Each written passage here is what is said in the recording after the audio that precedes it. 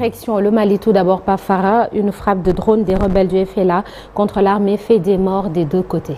Au Mali, les rebelles indépendantistes du Front de libération de l'Azawad FLA revendiquent une frappe de drone contre un convoi de l'armée malienne et de l'Africa Corps russe entre Ennefis et Ogolok dans la région de Kidal. C'était le mercredi. Elle aurait fait, selon lui, d'importants dégâts humains et matériels. Le FLA reconnaît également la mort de 2 de ses combattants au cours de l'opération, dont le fils d'Al-Gabash, Intala, l'un des principaux chefs rebelles. Le même jour, le même convoi a également été pris pour cible par les djihadistes de Jenin. Moscou en visite à le président Radrian Nira scelle le rapprochement avec la Russie. Le président russe Vladimir Poutine a reçu hier au Kremlin le président de la refondation de Madagascar, Malkel Radrian Nira. Les deux chefs d'État ont évoqué des pistes de partenariat, y compris dans le domaine militaire. Cette rencontre au plus haut sommet confirme le rapprochement à l'œuvre entre les deux pays depuis la chute d'André Rajolina.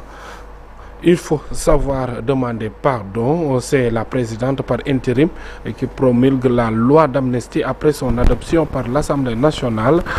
Delcy Rodriguez, après avoir signé le texte qui couvre des faits s'étant produits au cours de 13 périodes précises.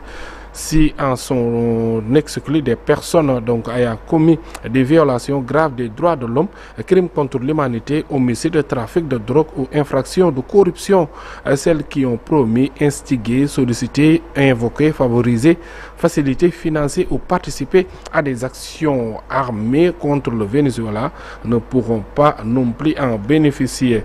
La reconstruction de Gaza, on en parle, force de stabilisation, ce qu'il faut retenir du premier conseil de la paix.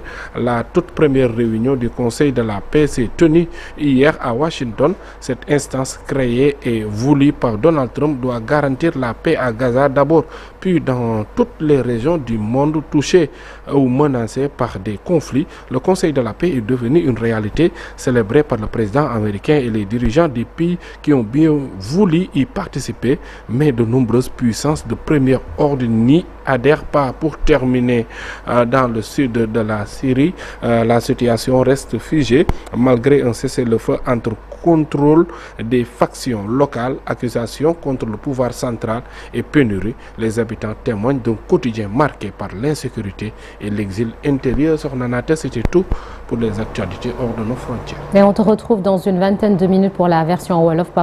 Merci beaucoup. Dans la seconde partie de l'émission, comme presque tous les vendredis, nous serons avec Souleymane Niang pour la chronique économie, commerce extérieur, l'or et le pétrole, poids lourd sur la balance commerciale.